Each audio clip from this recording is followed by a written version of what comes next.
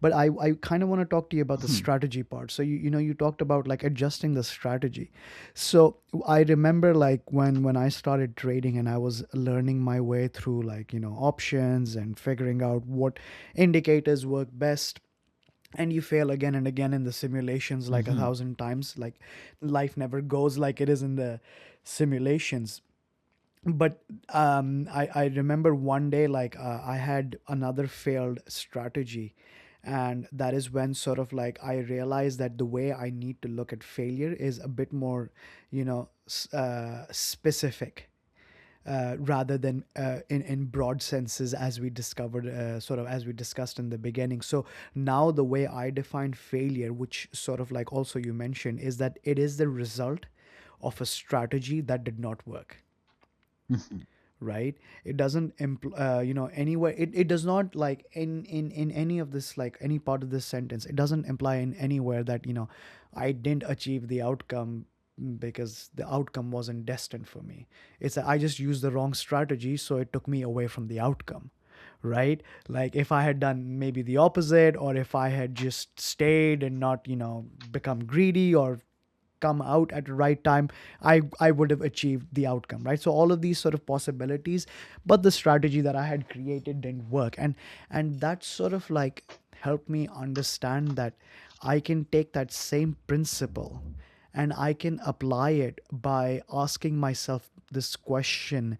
And I do this a lot now. Like I'm not ashamed to admit that this isn't something that I've been doing like for many years. This is very recent, to be honest. I think less than a year old now, where, and I don't do it as often, but still I try if I remember. It is to ask myself the question that what I'm about to do, what is the possibility of a failure here?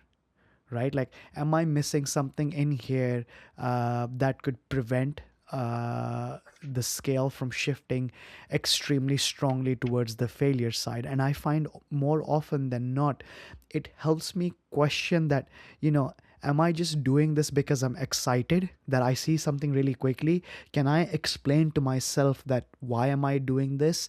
And when I struggle to answer any of these questions, usually for me, it is to adjust my strategy. And this has significantly sort of like improved my win rate. It has significantly improved me identifying potential securities. So this was one of the biggest lessons in failure, is to sort of like ask that big question. Right? Ask the right questions and ask the big questions, and assess like what is the possibility. Do you consider that to be sane by No, no, any honestly, means? okay. Let me point something amazing that you said, and tell me Sure. and tell me if this extension makes sense, okay? You said that Sure. the strategy did not work. Okay? This was a sentence. Yeah. I'm just gonna add two words to it, okay? Right. The strategy did not work for you.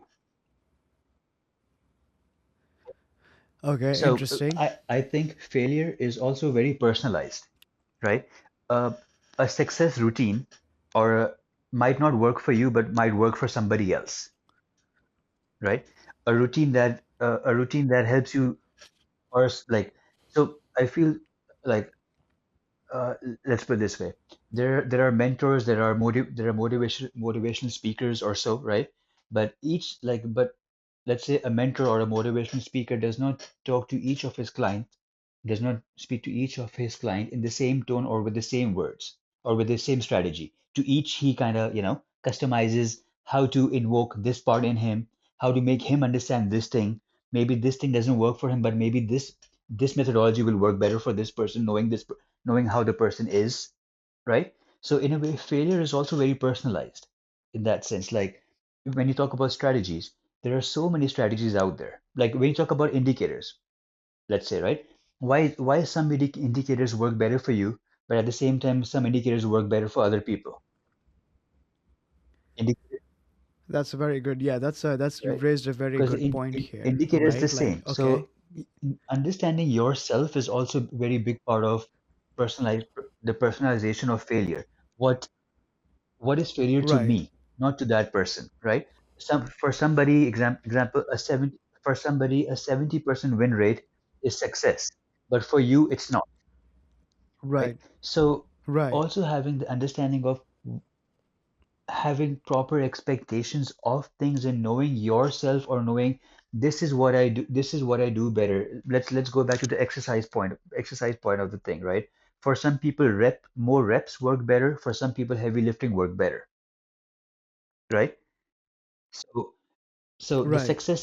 the success came from different, or failure or success came from different way of looking at it, personalized to you, right?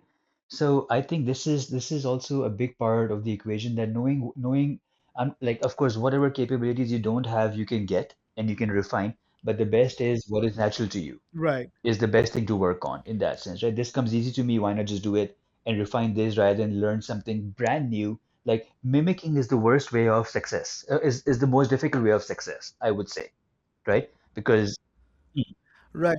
Yeah, I agree with you on that one. Mimicking is like I think there's ways you can Mhm, make mimicking work, but it doesn't work for everybody. I think like it pretty much guarantees failure. But I like the idea of you adding the how personal it also is supposed to be, which is actually a pretty good point because that indicator example is a really good one. Yes, you're absolutely right. Because I know that there are certain indicators that I have tried to use. I know that they're successful indicators because there's a large percentage of people that find success with them. And I have struggled with them, and I cannot seem to explain why I've struggled with them. Um, I've come to many conclusions, but it does make sense that some things are just not for you, right? That some things you just don't force. There's no reason to force them. Like they're just not going to work for you. And this is something that I feel